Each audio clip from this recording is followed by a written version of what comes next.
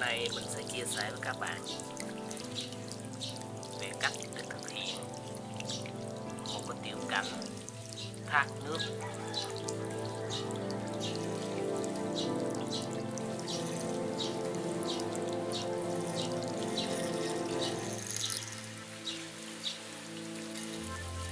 Rất chi tiết.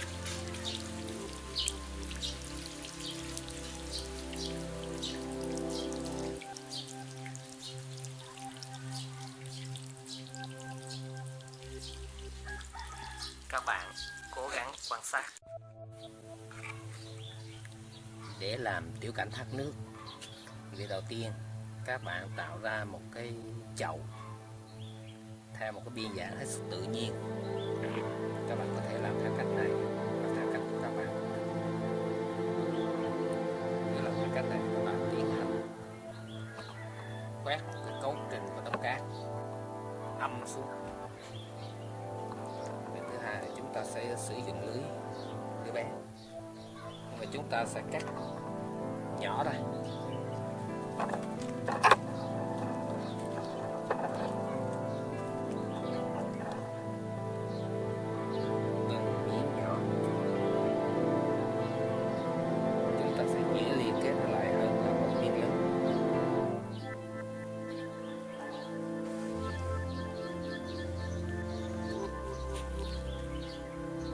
Các bạn dùng vữa với tỷ lệ 1 xi men 2 cát, cũng giống như cách làm chậu.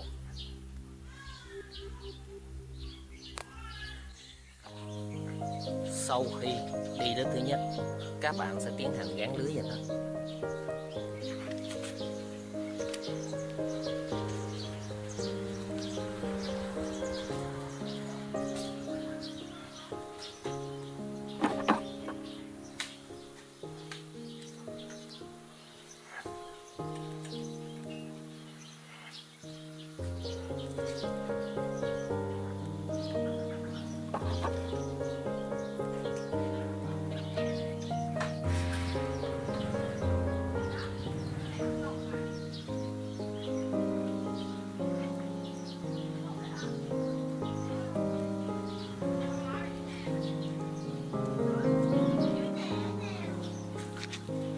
Việc cắt ngắn từng miếng lưới ra chúng ta sẽ rất dễ lắp ráp các bạn.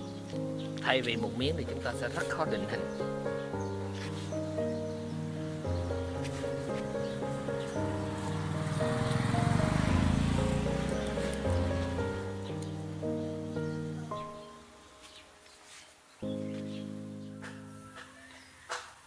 Với kích cỡ này các bạn chỉ cần chạy lưới như thế này là đủ cho nó chịu lực. Bây giờ chúng ta tiếp hành đắp lớp thứ hai cho nó.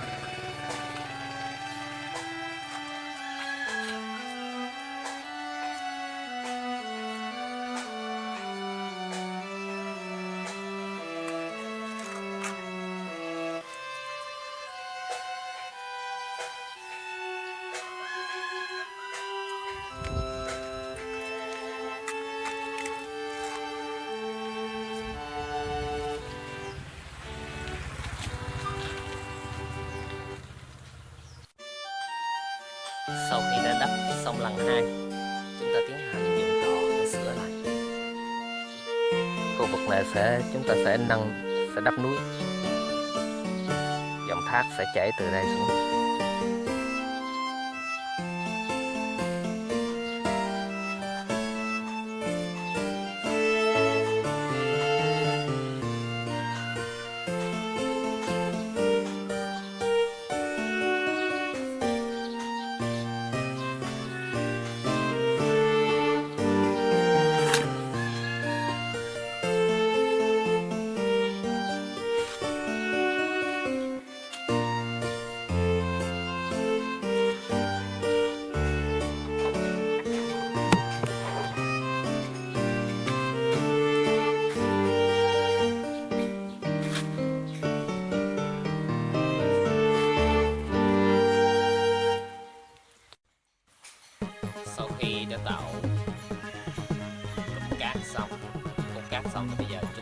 tiến hành đắp xi măng luôn các bạn, để cho cái lớp xi măng nó sẽ liền lạc với bên dưới luôn.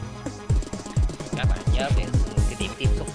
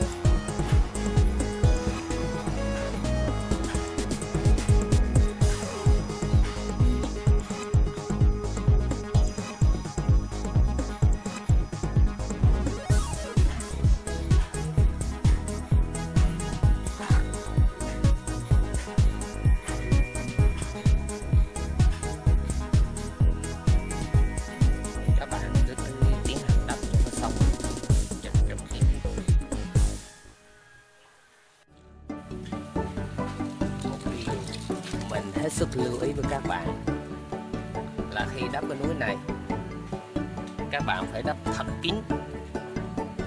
Các bạn phải đắp thật kín. Vì sao? Nếu có không gian kín, rồi chúng ta sẽ cho những cái lỗ nhỏ ở đây các bạn, để nước nó đi ra. Cho nên là các bạn lưu ý, các bạn phía trước thì các bạn có thể làm không kỹ cũng được, nhưng mà phía sau lưng là phải thật kín, bởi vì không là nước nó sẽ đi ra ngoài. Bây giờ chúng ta sẽ sửa sang cái này sao cho nó tự nhiên, nó giống với những cái thác nước mà các bạn thấy đó. Các bạn tạo sao cho nó thật là tự nhiên.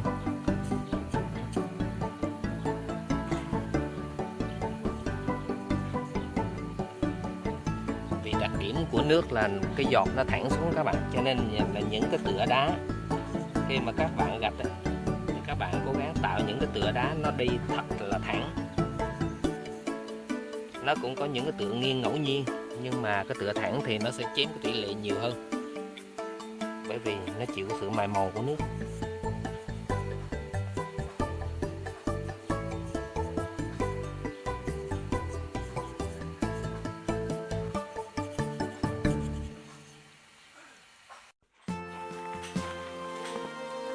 Là tạm thời xong rồi các bạn. Bây giờ chúng ta sẽ tiến hành về cái phần máy bơm. Máy bơm nằm ở đây, chúng ta sẽ đắp trùm lên đây. Chúng ta chọ cát lên và đắp trùm một cái miếng đan lên đây để che giấu cái máy bơm. Đồng thời trên này mai mốt chúng ta sẽ làm một cái đồ liêu ở trên này và trồng ít cây trên này cho nó bay ra đây. Như vậy cái vị trí của cái lỗ tiếp nước các bạn, lỗ cấp nước cho cái thác này, để mai mốt chúng ta sẽ cấp cái ống thác vô đây, nước sẽ đi vô đây.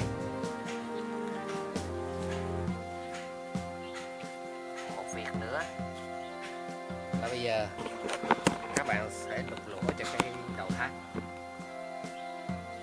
Sau khi nước đi vô đây, trong môi trường kín, nó sẽ đi ra những cái lỗ mà các bạn sẽ đục lên này.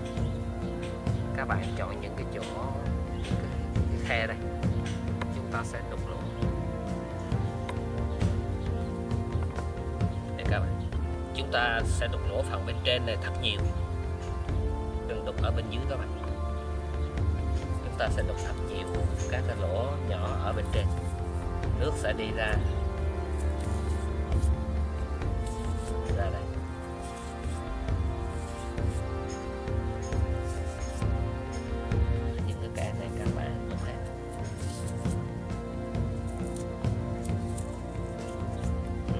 đang làm cái thác nước bình thường mà. Con đi học mới về. Các bạn cứ đục vào những cái khe các bạn, bởi vì trong tự nhiên thì nước sẽ đi từ các cái khe, các cái kẽ này. Chúng ta đục. Bên dưới là cái máy. Bây giờ chúng ta sẽ đắp lên trên. Đây là một miếng đan để có thể gỡ ra và xử lý máy. Vậy là chúng ta đã cơ bản hoàn thành cái phần chậu cũng như núi rồi đó các bạn. Đợi khi nó khô là chúng ta sẽ tiến hành làm bước tiếp theo là chạy nước cũng như trồng cây lên cho nó. Bây giờ các bạn sẽ dùng cái máy bơm, mình xịt nước, mình xịt vào đây các bạn, tức là để rửa cái câu cát bên trong, rửa cho nó sạch câu cát bên trong các bạn. Chúng ta làm sạch bên trong. Giờ để nháp thử các bạn sẽ thấy. Còn nếu chúng ta bị kín ở đây, khi chúng ta bị kín ở đây các bạn thấy nước bắt đầu trào ra từ bên trên.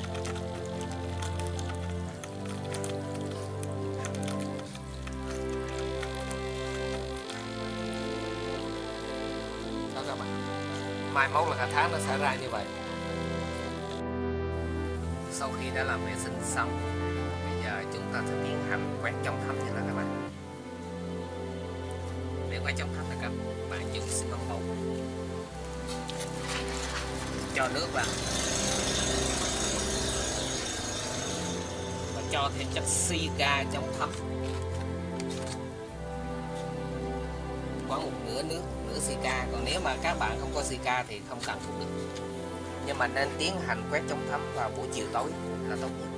Các bạn quét vào buổi trưa nó không tốt.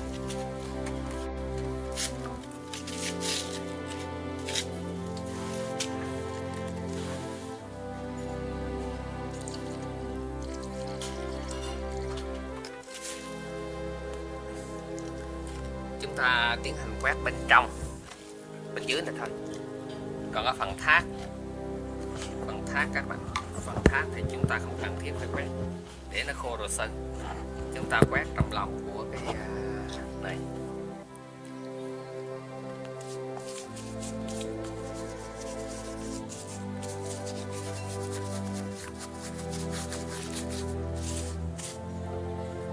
Và quét xung quanh.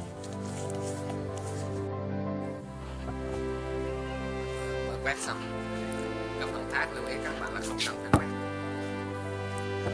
Bây giờ khi các bạn quét thì nó chảy vào, nó bị những cái lỗ thì sau này mình lại khó xử lý. Chúng ta chỉ quét cái phần đáy của cái khay chậu vào bên ngoài.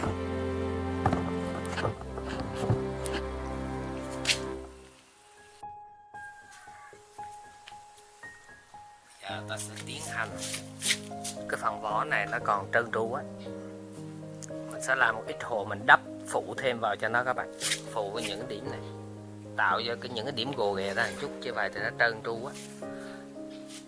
Tức là trong cái công việc không phải lúc nào các bạn làm một lần là nó cũng hoàn thành được. Các bạn luôn phải tìm ra những cái điểm yếu của nó, cái xấu của nó, và mình lại khắc phục nhiều lần thì nó mới đi tới hoàn chỉnh được các bạn. Bây giờ chúng ta tiến hành đây, như những cái mảng này, những cái mảng xấu các bạn, nó trơn quá, mình phải cho nó vài cái điểm gồ lên, nó giống với cái đá tự nhiên. Bây giờ chúng ta sẽ tiếp tục sơn dạ đá cho cái chậu này. Để tiến hành sơn dạ đá thì trong số video mình cũng đã có chia sẻ,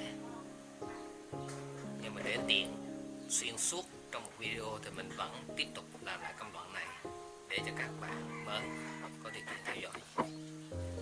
Để sân giả đá các bạn chuẩn bị màu trắng, ra đây sơn nước ngoại thất,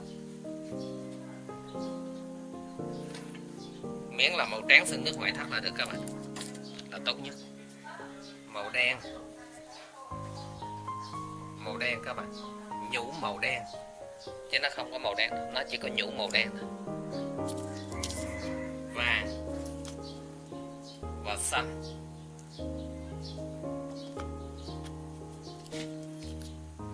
Trước tiên các bạn sơn lót màu đen trước.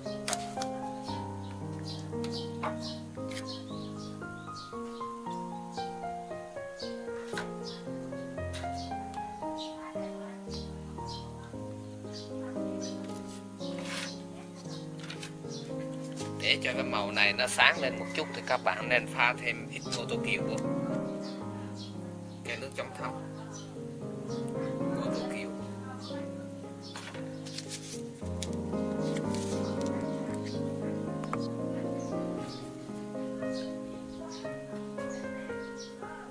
Cả 1/3 các bạn. Các bạn cho thêm một ít nước, cho thêm một ít nước là chúng ta đã có cái hỗn hợp sơn so với 7 điều.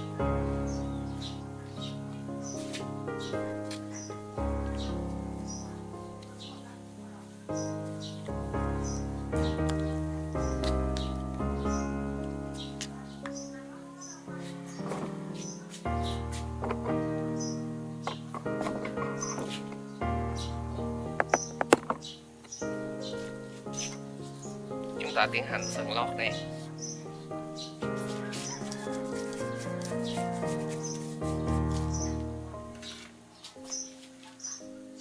Các bạn cứ tiến hành sơn kỹ đen toàn bộ.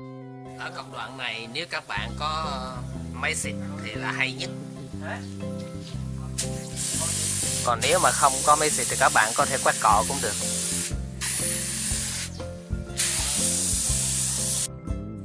Sau khi lót đen xong, bây giờ chúng ta sẽ tiến hành phấn trắng cho nó các bạn. Bây giờ chúng ta tiến hành dùng cái sơn trắng này.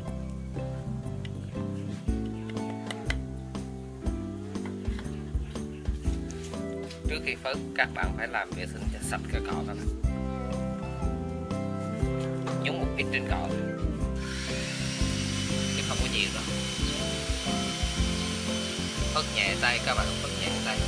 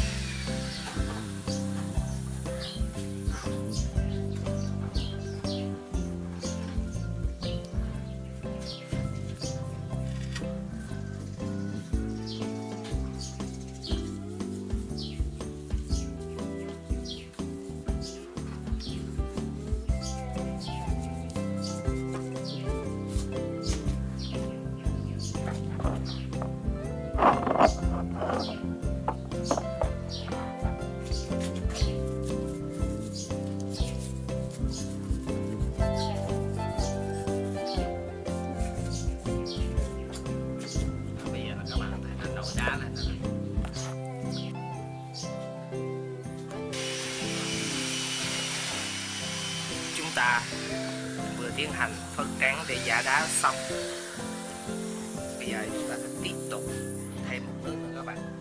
Như vậy chúng ta đã xong. Bây giờ chúng ta sẽ dùng cái màu rêu. Để tạo màu rêu thì chúng ta sẽ sử dụng màu vàng và màu xanh. Chúng ta trộn lại với nhau thì nó mới ra được cái màu rêu các bạn.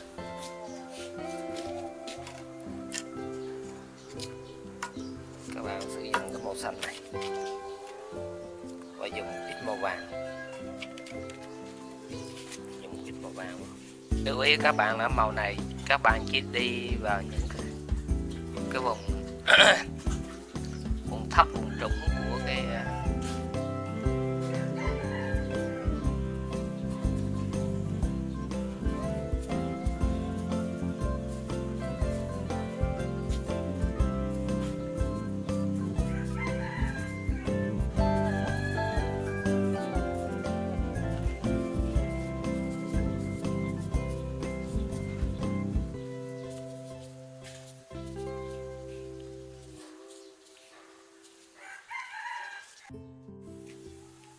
Như vậy là chúng ta vừa tiến hành sơn giả đá xong các bạn.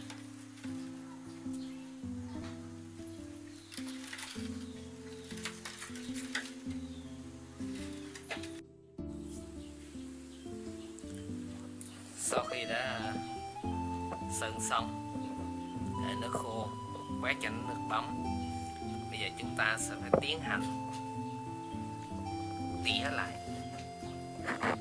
Giờ các bạn lưu ý chỗ cái thác nước bao giờ nó cũng màu trắng các bạn. Chúng ta thì không phải lúc nào chúng ta cũng bơm cái máy như vậy, để trong cái trạng thái không bơm nước thì nhìn lên ngọn thác nó vẫn đẹp. Bởi vậy chúng ta phải tỉa màu trắng lên những cái nơi mà chúng ta nghĩ là nước sẽ chảy qua.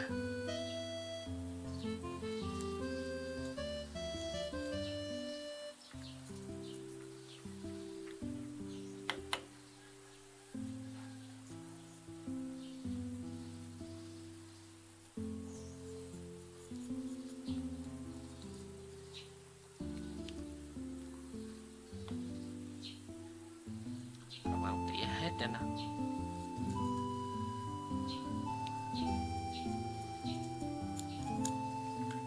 Những cái khe nước chảy á.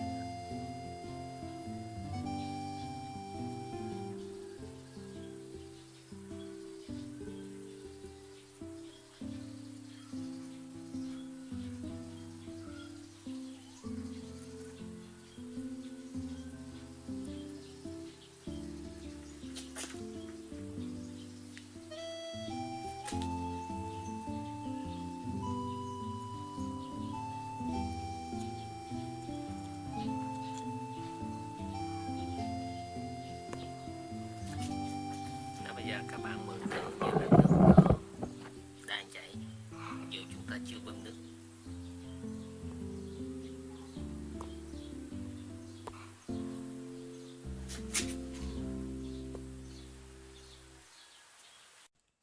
Bây giờ chúng ta tiến hành rát máy các bạn. Để rát thì các bạn cho cái ấm nó vào đây các bạn.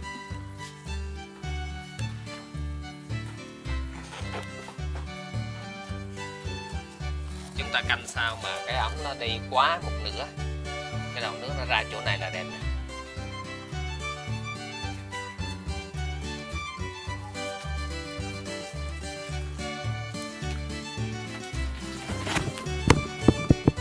Sau khi luồn ống như vậy rồi chúng ta sẽ tiến hành dùng xi măng khàn cái chỗ này lại, cố định luôn.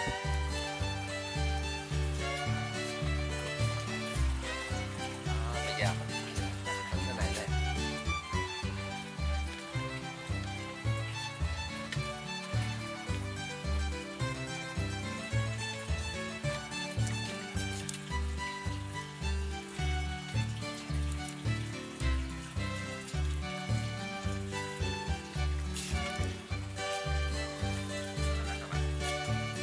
Sau khi bị rang cái này lên rồi, dùng cái nắp của nó đậy lên rồi,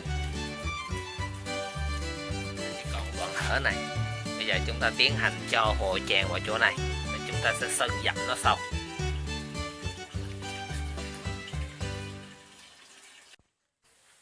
Bây giờ chúng ta sẽ tiến hành trang trí.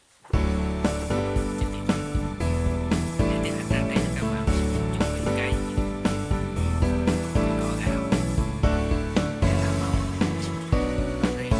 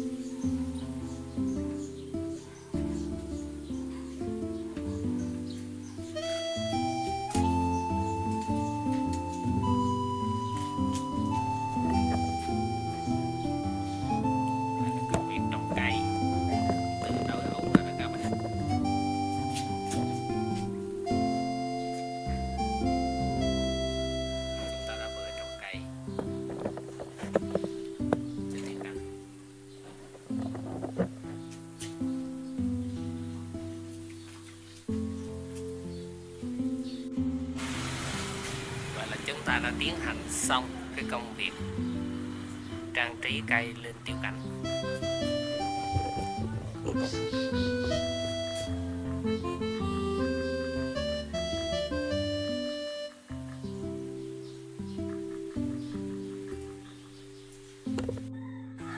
Bây giờ chúng ta sẽ tiến hành cấp nước cho nó các bạn.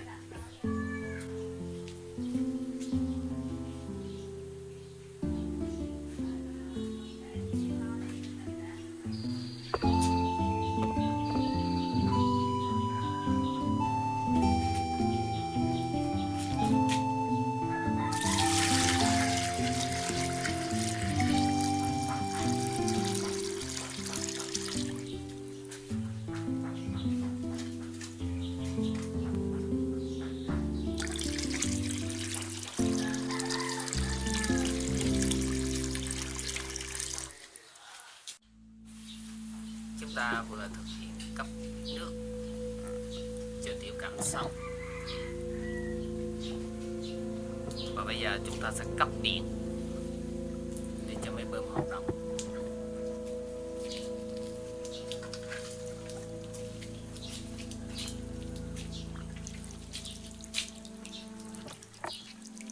Thác đã bắt đầu hoạt động các bạn.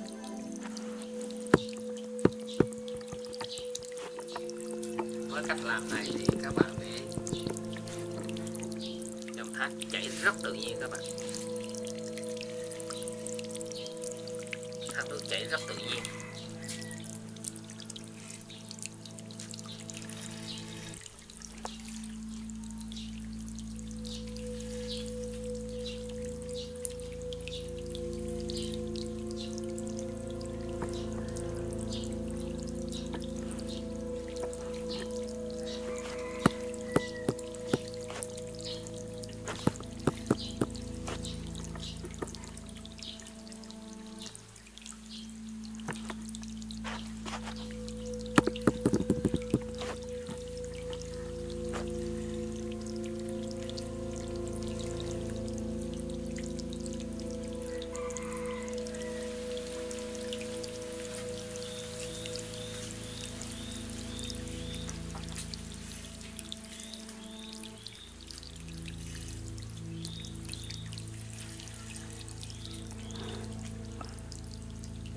Vậy là chúng ta đã hoàn thành xong tiểu cảnh thác nước.